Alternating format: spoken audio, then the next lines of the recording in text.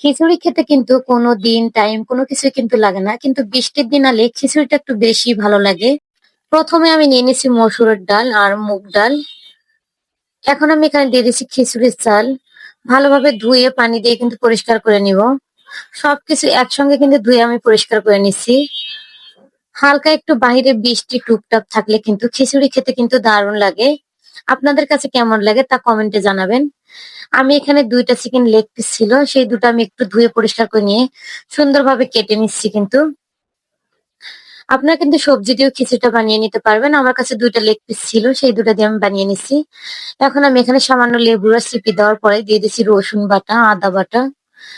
১ চিমটি ১ চিমটি কিন্তু আমি দিয়েছি। সামান্য লবণ দিয়ে জিরা আর হলুদের গুঁড়ো দিয়ে নিচ্ছি। দিয়ে দিচ্ছি লাল মরিচের গুঁড়া। দিয়ে দিলাম এখানে ধনিয়া গুঁড়া। দিয়ে দিলাম এখানে টমেটো সস। দিয়ে দিচ্ছি সামান্য টক দই। আর এই টক দইটা কিন্তু আমি বাসায় তৈরি করে নিয়েছিলাম। সবকিছু ম্যারিনেট করে রেখে আমি এখানে প্যানের মধ্যে দিয়ে দিচ্ছি রান্নার তেল। এখন আমি এখানে নিয়েছি দেশি ছোট ছোট আলু, গোটা আলু। সামান্য লবণ, হলুদ দিয়ে কিন্তু আমি ভেজে নিলাম হালকা করে। আলুগুলো উঠিয়ে নেওয়ার পরে এখন আমি যে ম্যারিনেট করে চিকেন লেগ পিসটা রেখেছিলাম সেটা কিন্তু আমি হালকা করে ভেজে নিচ্ছি। চুলার আঁচটা লো টু মিডিয়াম রেখে আমি কিন্তু ভেজে নিলাম, তা না হলে কিন্তু মশলাটা পুড়ে যাবে।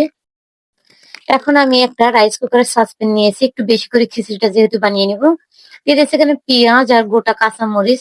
দিয়ে দিলাম কিছু গোটা গরম মশলা, আদা রসুন বাটা পরিমাণ মতো।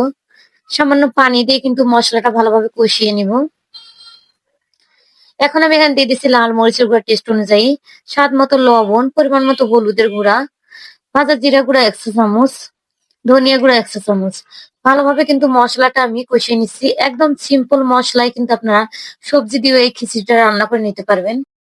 মসলাটা যেহেতু কষানো হয়ে গেছে, এখন আমি ভেজে রাখা চিকেন লেগ পিস দুটো দিয়ে কিন্তু মসলার সঙ্গে ৪-৫ মিনিট এটা রান্না করে নিব। এখন একটু এটা আমি হালকাভাবে নেড়েচেড়ে দিচ্ছি। খুব সহজ ও মজার রেসিপি পেতে চাইলে আমার পেজ ও চ্যানেলটিকে ফলো করে রাখতে পারেন। এটা কিছুক্ষণ রান্না করে নেওয়ার পর কিন্তু হয়ে গেছে। এখন আমি চিকেন লেগ পিস দুটো কিন্তু আমি উঠিয়ে নিচ্ছি। দিয়ে দিচ্ছি এখানে ভেজে রাখা সেই আলু। দিয়ে দিচ্ছি এখানে ধুয়ে রাখা চাল, ডাল। সবকিছু দিয়ে আবারও কিন্তু মসলার সঙ্গে কষিয়ে নিচ্ছি। কষিয়ে নেওয়ার পরে এখানে আমি দিয়ে দিচ্ছি গরম পানি।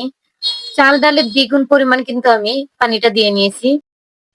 চাল ডালটা কিন্তু অনেকটা ফুটে উঠেছে। এখন আমি চুলার আঁচটা লো টু মিডিয়াম করে রেখে দিব। খিচুড়ির পানিটা কিন্তু একদম শুকিয়ে গেছে। এখন ওটা আমি ১০ মিনিটের মতো দমে রেখে দিব ঢাকনা দিয়ে। তাহলে কিন্তু ঝরঝরে পারফেক্ট খিচুড়িটা হয়ে যাবে। খিচুড়িটা হয়ে গেছে। এখন আমি এটা আপনাদের পরিবেশন করে দেখিয়ে দিব। রেসিপি যদি ভালো লাগে শেয়ার করে দিবেন। আর আপনি কোথা থেকে আমার ভিডিওটা দেখছেন তা মন্তব্য করুন, যাতে আপনাকে আমি ধন্যবাদ দিতে পারি। সবাই ভালো থাকবেন, সুস্থ থাকবেন। আজকের মতো এ পর্যন্ত। আল্লাহ হাফেজ।